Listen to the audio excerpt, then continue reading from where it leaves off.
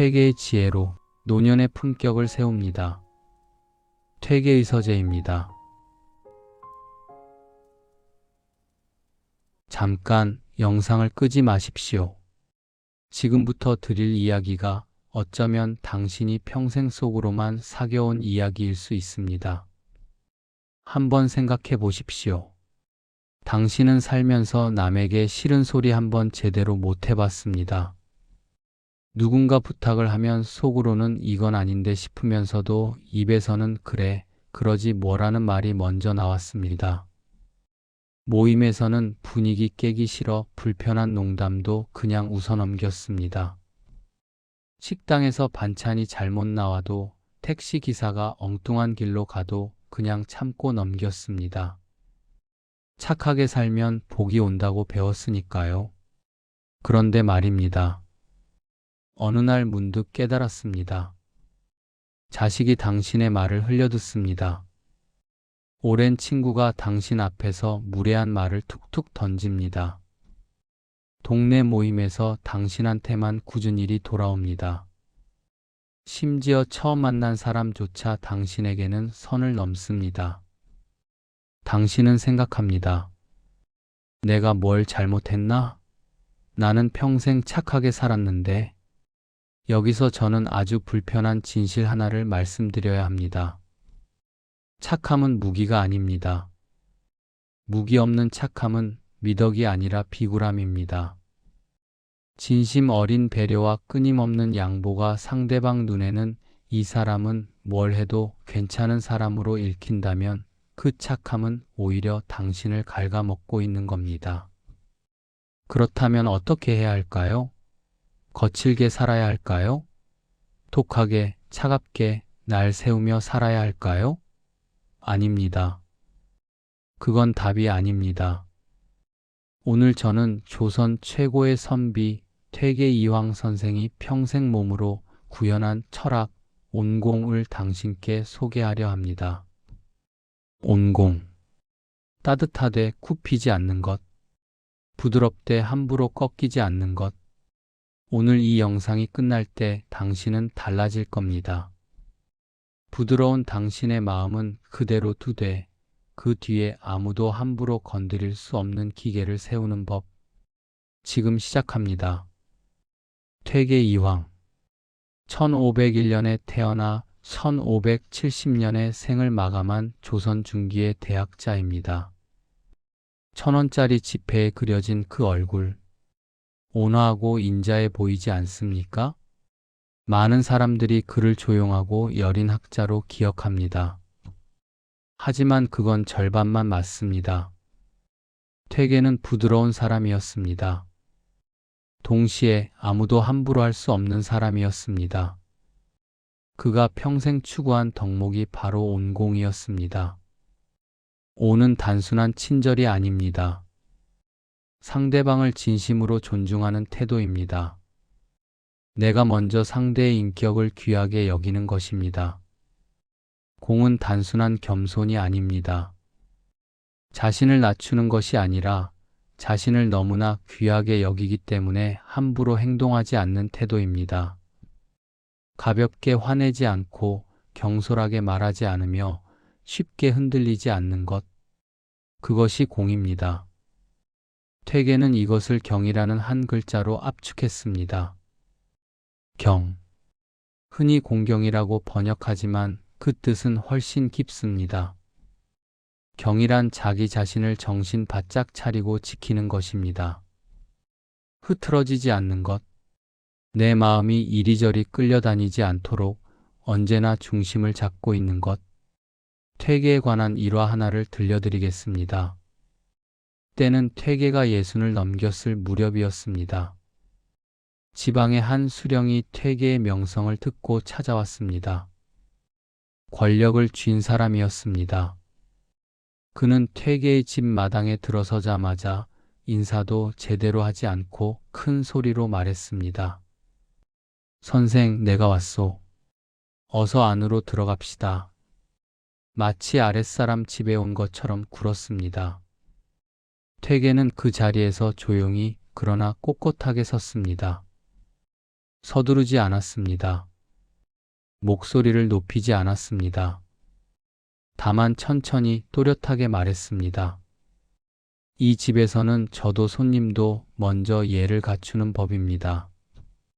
그 한마디였습니다. 수령은 멈칫했습니다. 퇴계의 눈빛에서 무언가를 봤기 때문입니다.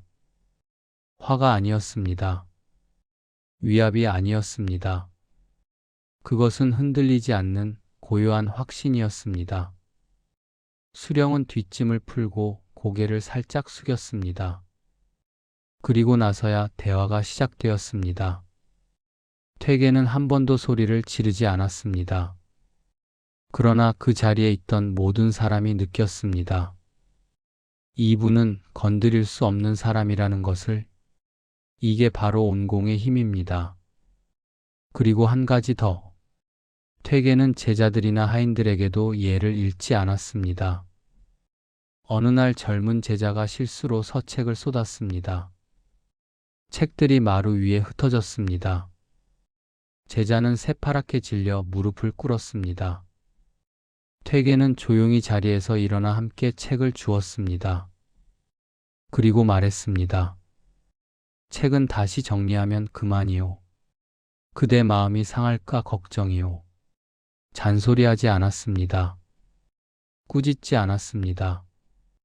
하지만 그 제자는 그날 이후 평생 책을 소홀히 다루지 않았습니다. 차갑게 혼내지 않아도 따뜻하게 포용하면서도 기준을 잃지 않으면 그것이 가장 강한 가르침이 됩니다. 이것이 온공입니다. 이제 철학을 몸에 붙이는 시간입니다. 퇴계의 온공을 오늘 우리의 삶에서 실천하려면 어떻게 해야 할까요? 저는 이것을 3가지 칼날로 정리했습니다. 칼이라고 해서 무서운 것이 아닙니다. 칼집 속에 조용히 있지만 아무도 함부로 손대지 못하게 하는 칼입니다. 당신 주변에 이런 분 계십니까? 모임에 나가면 늘 말이 많습니다. 지난 이야기, 자식 자랑, 과거 무용담, 누가 어떻게 했다는 뒷이야기. 쉬지 않고 말합니다. 처음엔 좌중이 들어줍니다. 하지만 시간이 지나면 사람들이 슬슬 눈을 피합니다. 대화를 돌립니다. 그리고 나중에 그 자리를 이야기할 때 그분 또 그 얘기하던데라며 가볍게 웃습니다. 말이 많으면 무게가 없어집니다. 이것은 나이와 무관합니다. 오히려 나이 들수록 말이 많아지는 경향이 있습니다. 왜냐하면 세상이 자신에게 귀 기울여주지 않는다는 불안이 말을 통해 존재를 증명하려는 충동으로 나타나기 때문입니다. 하지만 진짜 무게 있는 어른은 다릅니다. 조용히 앉아 있습니다. 다 듣습니다. 그리고 딱 한마디 전곡을 찌르는 말을 합니다. 그러면 그 자리가 조용해집니다. 사람들이 그 말을 곱씹습니다. 퇴계가 그랬습니다. 그는 불필요한 말을 하지 않았습니다. 제자들이 논쟁하면 한참을 듣다가 딱 한 문장으로 모든 혼란을 정리했습니다. 오늘 당장 실천할 수 있는 방법이 있습니다. 모임에서 3번 말하려고 할 때 2번은 삼키십시오. 누군가 흥분해서 말을 걸어올 때 바로 반응하지 마십시오. 3초를 세십시오. 그 3초가 당신의 무게를 만듭니다. 현실적인 예를 들겠습니다. 명절에 자식이 아버지, 요즘 세상이 어떻게 돌아가는지도 모르시면서라고 말합니다. 예전 같으면 당신은 발끈하거나 억울한 마음에 긴 설명을 했을 겁니다. 하지만 이제 다릅니다. 당신은 조용히 젓가락을 놓습니다. 자식을 바라봅니다. 그리고 천천히 말합니다. 그래, 다 알지는 못하지. 그리고 침묵. 그 침묵이 말보다 무겁습니다. 자식은 그 순간 뭔가 잘못되었다는 걸 느낍니다. 당신이 흔들리지 않았기 때문입니다. 이것이 침묵의 위험입니다. 이번엔 조금 더 아픈 이야기입니다. 서울 외곽에 사는 70대 초반의 할머니를 떠올려 보십시오. 아들 내외가 찾아오면 항상 반갑습니다. 그런데 올 때마다 슬쩍 꺼내는 말이 있습니다. 어머니, 이번에 전세 만기가 돼서요. 조금만 보태주시면. 그 할머니는 또 줍니다. 노후 자금에서 또 조금 빠져나갑니다. 아들이 다시 웃으며 돌아갑니다. 할머니는 빈 지갑을 들여다보며 혼자 말합니다. 그래도 자식인데? 이런 장면 낯설지 않으실 겁니다. 왜 거절하지 못할까요?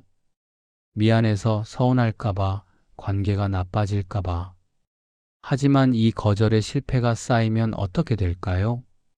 아들은 어머니를 ATM으로 봅니다. 그리고 결정적으로 어머니 자신이 스스로를 귀하게 여기지 않게 됩니다.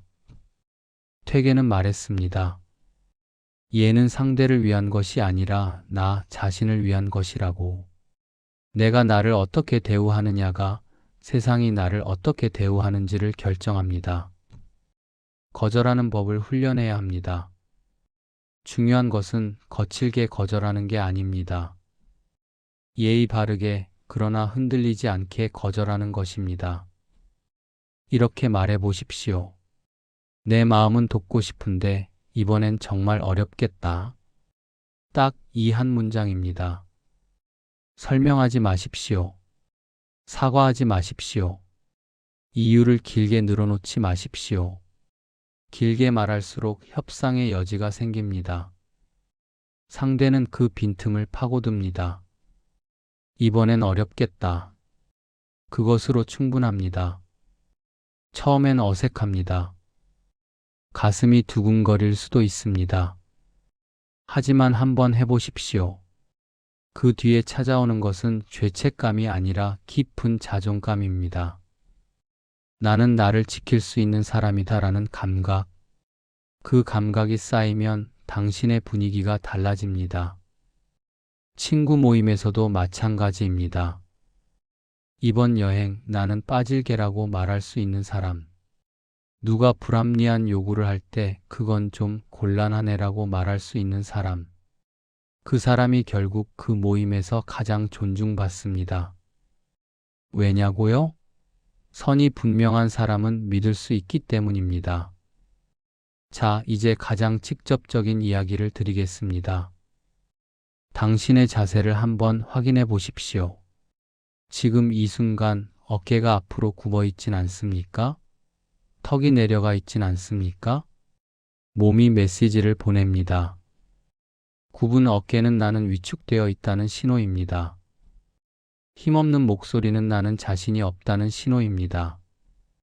지저분한 옷차림은 나는 나를 신경 쓰지 않는다는 신호입니다. 상대방은 이 신호를 무의식 중에 읽습니다. 그리고 그에 맞게 반응합니다. 퇴계 이황은 노년에도 온매무새를 흐트러뜨리지 않았습니다. 병이 깊어 거동이 불편할 때도 제자들 앞에 나설 때는 반드시 의관을 정제했습니다. 그것은 허례허식이 아니었습니다. 자기 자신에 대한 예우였습니다. 나이가 들면 많은 분들이 외양을 포기합니다. 이 나이에 뭘 하면서요? 하지만 생각해 보십시오. 당신이 단정하게 차려입고 허리를 펴고 또렷한 눈빛으로 앉아 있을 때, 그리고 대화 중에 최근 읽은 책 이야기나 시사 이야기를 자연스럽게 꺼낼 때 상대방이 어떻게 느낄까요? 이분은 만만한 분이 아니다. 그 느낌은 말에서 오지 않습니다. 당신 전체에서 풍겨 나옵니다. 지적 호기심도 마찬가지입니다. 나이가 들어도 새로운 것에 관심을 갖는 사람, 유튜브로 역사를 공부하고 도서관에서 책을 빌리고 손자에게 새로운 기술을 배우려는 사람. 그 눈빛은 다릅니다. 살아있습니다. 그 살아있는 눈빛 앞에서는 누구도 함부로 굴기 어렵습니다. 오늘부터 딱 3가지만 하십시오. 허리를 펴십시오. 말할 때 상대의 눈을 보십시오. 매주 책이든 영상이든 하나씩 새로운 것을 배우십시오. 그것만으로도 당신은 달라집니다. 자, 이쯤 되면 이런 생각이 드실 겁니다. 그래서 강하게 살면 되는 건가요? 날 세우고 살면 되는 건가요? 아닙니다. 그건 온공이 아닙니다. 진짜 강한 사람은 싸우지 않습니다. 싸울 필요가 없기 때문입니다. 우리 주변을 보십시오. 항상 목소리 높이고 화내고 자기 주장을 관철시키려는 사람들. 처음엔 무서워 보입니다.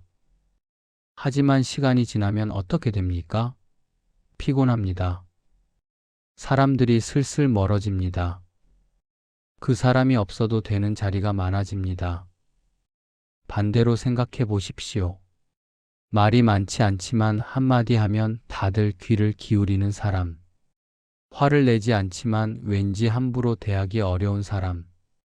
자기 이야기를 많이 하지 않지만 옆에 있으면 왠지 든든한 사람. 이 사람의 힘은 어디서 올까요? 내면입니다. 흔들리지 않는 내면. 자기 자신에 대한 깊은 신뢰.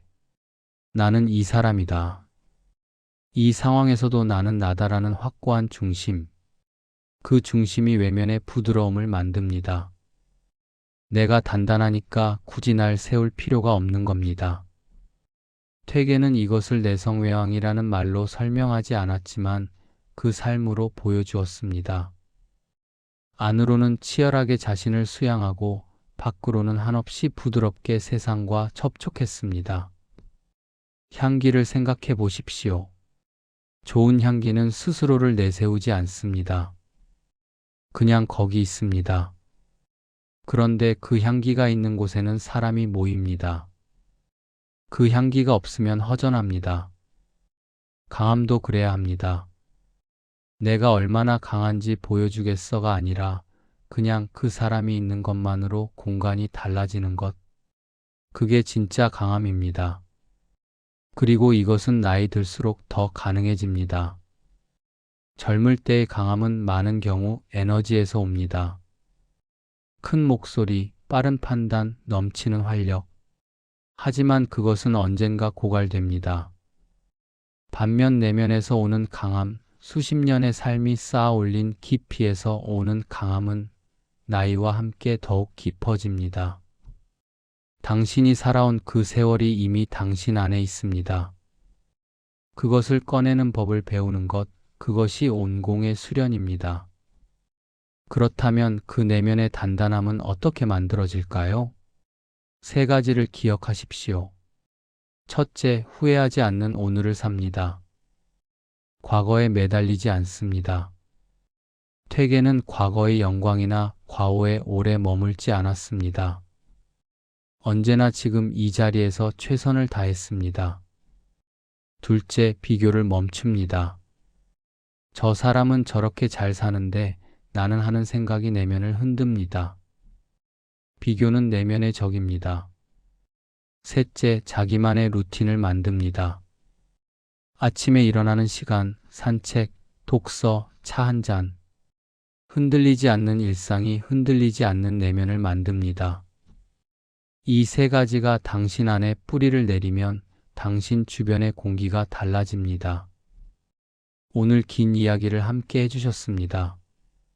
이제 마무리를 하겠습니다. 그런데 마무리 전에 먼저 이 말부터 드리고 싶습니다. 당신은 평생 배려하며 살았습니다. 참으며 살았습니다. 누군가를 위해, 가족을 위해, 관계를 위해 자신을 뒤로 미루며 살았습니다. 그것은 잘못이 아닙니다. 오히려 그 따뜻한 마음은 당신이 가진 가장 귀한 자산입니다. 다만 이제는 그 따뜻한 마음 뒤에 단단한 기계를 하나 더 세울 때가 된 겁니다. 꽃을 생각해 보십시오. 꽃은 부드럽습니다. 아름답습니다. 향기롭습니다. 하지만 그 꽃줄기 안에는 단단한 섬유질이 있습니다. 바람이 불어도 쉽게 꺾이지 않도록, 비가 내려도 고개를 들고 있도록. 당신이 바로 그 꽃입니다. 따뜻한 마음은 꽃잎이고 단단한 기계는 그 줄기입니다. 퇴계 이황은 말년에 병이 깊어 제대로 일어서지도 못했습니다. 그럼에도 제자들은 그를 두려워하지 않으면서도 함부로 대하지 않았습니다. 가까이 있고 싶으면서도 경솔하게 굴지 못했습니다. 왜일까요? 그의 부드러움 속에 있는 무언가를 느꼈기 때문입니다. 평생 자신을 닦아온 사람만이 가질 수 있는 말로 설명할 수 없는 무게. 당신도 그 무게를 가질 수 있습니다. 아니, 어쩌면 이미 가지고 있는데 꺼내지 않고 있는 것인지도 모릅니다. 오늘 이 영상을 보신 당신께 딱 한 가지만 부탁드립니다. 오늘 단 한 번만 하지 않아도 됐을 예를 이번엔 어렵겠습니다로 바꿔보십시오. 자식에게든 친구에게든 혹은 당신 내면의 오래된 습관에게든 그 한 번이 시작입니다. 그 한 번이 당신의 칼날을 세웁니다. 그리고 댓글에 이렇게 적어주십시오. 내가 만만해 보였던 그 순간을, 혹은 오늘부터 온공을 실천하겠다는 나만의 결심을. 당신의 이야기가 이 공간에서 누군가에게 힘이 됩니다. 당신의 결심이 또 다른 누군가의 용기가 됩니다. 우리는 혼자가 아닙니다. 마지막으로 퇴계 이황이 생을 마감하기 직전에 제자들에게 남긴 말을 전해드리겠습니다. 그는 이렇게 말했다고 합니다. 매화에 물을 주어라. 그것이 마지막 말이었습니다. 창밖의 매화 화분. 추운 겨울에도 꽃을 피우는 매화. 고고하고 부드럽지만 그 어떤 꽃보다 단단한 향기를 품은 꽃. 그것이 퇴계가 평생 꿈꾼 사람의 모습이었을 겁니다. 당신도 그 매화가 되십시오. 차갑고 거친 세상 속에서도 조용히 그러나 꺾이지 않고 향기롭게 피어있는 매화. 오늘도 함께 해주셔서 감사합니다. 구독과 좋아요는 이런 이야기를 더 많은 분들께 전할 수 있는 힘이 됩니다. 다음 영상에서 또 뵙겠습니다.